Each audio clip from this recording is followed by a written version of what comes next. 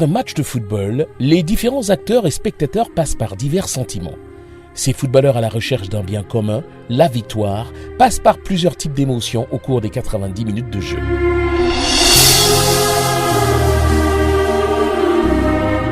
Il y a beaucoup d'émotions que le joueur peut rencontrer. Déjà, il y a la spécificité même du match. Ça dépend du match. L'enjeu, ça donne des émotions. Après, la ferveur du public, ça donne des émotions.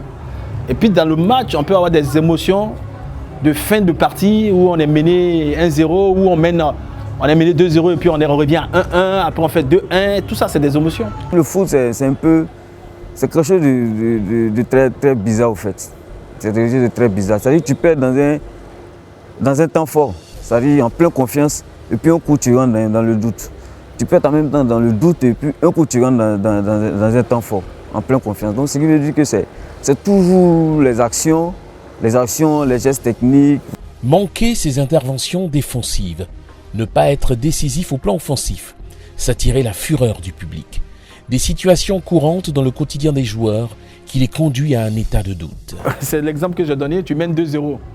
Et puis l'équipe adverse revient à 1-1, à 2-1, ils reviennent à 2-2, ils reviennent à 3-2. À partir du moment où ils reviennent à 1-1, 2-2, tu commences à douter. C'est instinctif, quoi. C'est instinctif. C'est-à-dire, selon le match, si on est mené peut-être par exemple, on est mené et que moi-même je sais, quand je vois la physionomie du match, je me dis, ah vraiment, ça serait vraiment compliqué. C'est un match de football, il faut toujours croire, mais souvent, vraiment, toi-même, tu te mets à l'évidence et tu te dis, vraiment, ce match-là, ça serait vraiment compliqué pour que vous reveniez un peu au score. C'est quand je perds mon premier ballon que je touche. Là, le doute s'installe en moi. Quand je vais sortir dans cette période de doute-là, j'essaie de garder le ballon pour essayer de provoquer l'adversaire pour le passer. Une fois que je passe l'adversaire, je commence à regagner la confiance en moi pour pouvoir faire mieux encore.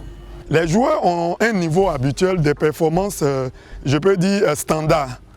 Quand un joueur n'arrive pas à se mettre dans les fondamentaux, par exemple, il rate des contrôles, des passes élémentaires qui ne sont pas précisées. Voilà, on sent tout de suite que le joueur est en manque de confiance.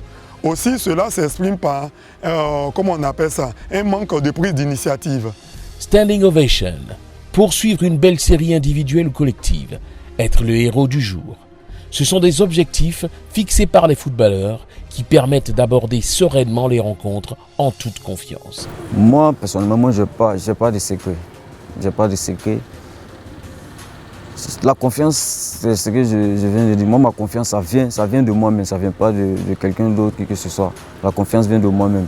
Je suis confiant, je sais que je suis un tel ou un tel joueur. Je suis confiant de mes qualités. Pour moi, la confiance, c'est de rester très calme quand je suis sur un terrain de foot. Et quand je touche mon premier ballon, je dois éliminer mon adversaire et de faire une bonne action. Voilà, de faire une bonne action et puis je rentre tout de suite dans le match. Un remplacement judicieux qui change le cours d'une rencontre peut mettre le coach en confiance dans la mesure où le commun des mortels parlerait de coaching gagnant. Après, quand ils sont décisifs, qu'ils changent le cours de la rencontre, ça renforce surtout le capital confiance de ces gamins parce qu'ils se disent qu'au prochain match, avec l'exploit qu'ils viennent de commettre, seront titulaires et ils seront mieux regardés. Unis contre 11 adversaires, les prestations de nos joueurs sont fonction de plusieurs facteurs exogènes. La vérité se trouvant sur le rectangle vert, pour réussir de grands matchs, il faudra mettre toutes les chances de son côté. Les joueurs sont des êtres humains, tout être humain est émotif. Les émotions forcément agissent sur les performances dans la mesure où le football c'est 80% mental et 20% je peux dire dans les pieds. Émotionnellement, quand je ne suis pas dedans, je sors complètement de mon match. Je sors complètement de mon match. Donc je pense que c'est un peu le cas de tout le monde. Tu peux jouer sur le terrain, chaque joueur a son rôle précis. Un attaquant, c'est de marquer. Un milieu, c'est de toucher beaucoup le ballon et faire les passes qu'il faut. Du moins, il ne se sent pas dans ses cornes, il n'est pas à l'aise. Donc, je pense que quand c'est côté négatif, ça pèse beaucoup. J'aime beaucoup toucher au ballon. Quand le match commence, le match débute, et puis on peut jouer peut-être 5 à peut-être 7 minutes, même peut-être 10 minutes, et que j'ai pas eu d'occasion pour vraiment montrer de quoi je suis capable. Ça me sort complètement de mon match. Il y a des émotions qu'on ne peut pas contrôler, puis il y a des émotions qu'on peut contrôler. Les émotions du match que je viens de te donner, on ne peut pas les contrôler. Mais les émotions qui sont dues à la ferveur du public, ça on peut contrôler. Ça c'est l'habitude qui contrôle ça. Mais si c'est mon premier match, forcément je vais avoir des émotions que je ne peux pas contrôler. Le joueur peut contrôler ses émotions. C'est comme la vie courante. Il y a des gens qui sont vraiment très nerveux, donc quand ils ont des petits soucis, ils n'arrivent pas à se contrôler. Donc c'est à peu près. Or, le football, ça demande beaucoup de concentration. Souvent, il y a l'adversaire qui joue, qui peut venir inconsciemment même, il fait exprès et puis vient vous joue mal.